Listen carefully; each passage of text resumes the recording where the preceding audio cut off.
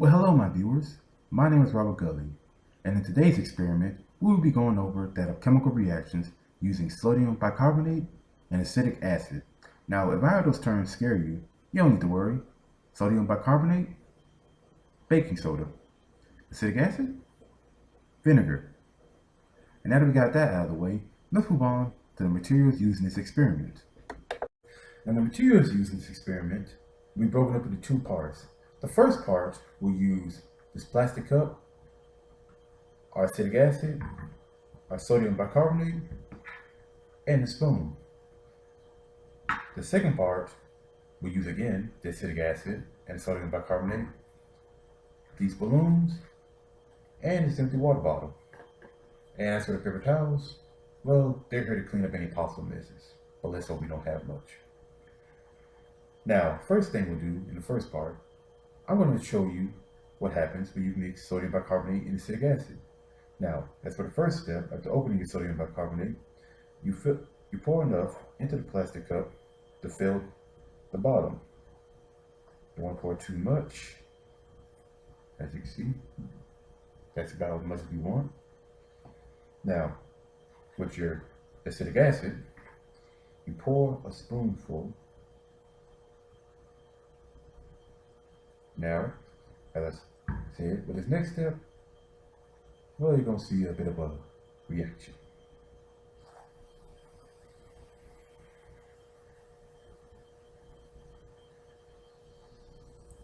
Now, if it wasn't too clear to tell, what occurred was, once I poured the acetic acid onto the sodium bicarbonate, gas bubbles formed, foam as well, and it seems to turn to a liquid-like substance. Now, we'll get into what yielded from the reaction later in the video. Now, that so ends the first part, and I will put this to the side because now we're done with that. Now, as for the second part, using the balloon, water bottle, and our sodium bicarbonate and acetic acid, we'll skip ahead because in the next step, you'll be putting our sodium bicarbonate inside this balloon. And it can be a pretty time-consuming process. So, we'll pause here and get back once I've gone through this hassle. A few minutes later. And we're back. Now, please bear with me because the process can be pretty time consuming. For the second part of the experiment, as I mentioned earlier, you'll be putting your sodium bicarbonate inside this balloon. Now, although I did not show it because it took quite a bit of time, more time than I would have liked for this video, you can use the spoon, put the sodium bicarbonate into the spoon, and hopefully with the help of a peer, it's much easier with a person alone, trust me.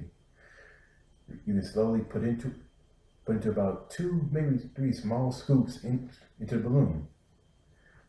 Now for the next part, we'll be pouring our acetic acid into our empty water bottle.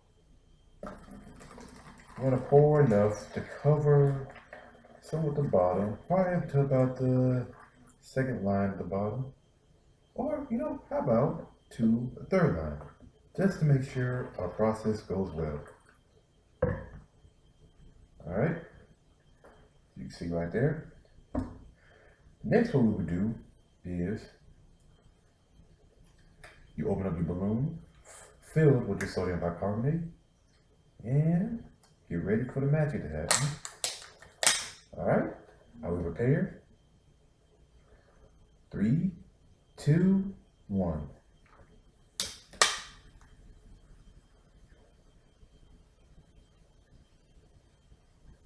You see it?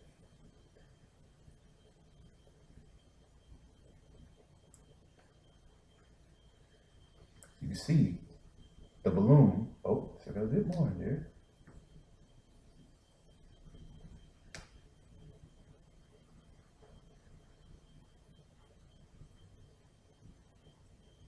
Now, as you can see, we saw before in the cup that combining the sodium bicarbonate and acetic acid form both bubbles and foam and it's more liquid substance. Now we see with this part how, along with that, it seemed to have produced a form of gas. And I'll be explaining the science behind the experiment. Now, I'm sure you've all heard of chemical equations before, an example being that of H2O. You have two hydrogens and one oxygen being combined that create H2O, also known as water. The chemicals that go into the equation are known as the reactants, and the chemicals that result from the reactants being combined are known as the products. Our reactants were acetic acid, which is again vinegar, and sodium bicarbonate, which is again baking soda. Now, when these two are combined, several reactions take place, one of which is known as a double displacement reaction. A double displacement reaction when the ions between the two compounds, i.e. the reactants, are exchanged, which result in two new compounds, which will be its products. Now, an example of this can be done with these four markers. On one hand, I have a blue and purple marker compound, and on the other hand, I have a red and brown marker compound. If these two were to go through a double displacement reaction, I will now have, which is the product, the red and purple marker compound and a blue and brown marker compound. However, this is the only reaction that takes place. And I'll explain to you as I show you the products from the experiment.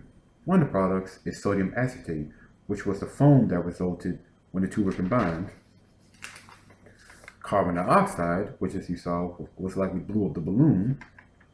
And H2O, which was the liquid that was left when sodium acetate died down.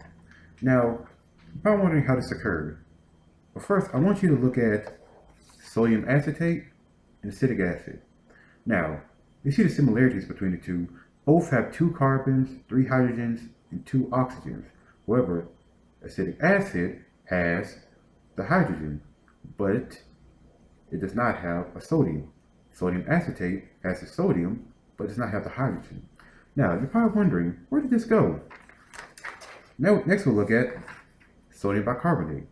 Now, as you can probably tell, the sodium is now gone. However, the hydrogen is also gone for sodium acetate.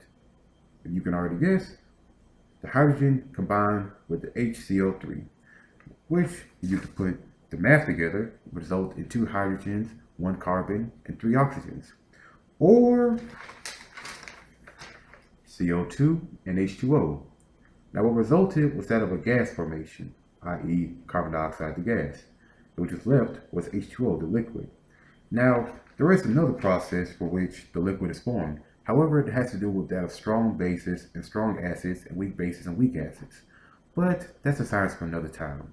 And as you see, this experiment showed a double displacement reaction because the sodium and hydrogen were exchanged, which resulted in that of sodium acetate, and then with the compound, the atom of H2CO3, or which also broke down to become CO2 and H2O. I hope this video was very helpful to you and you left with more than what you came in. Thank you.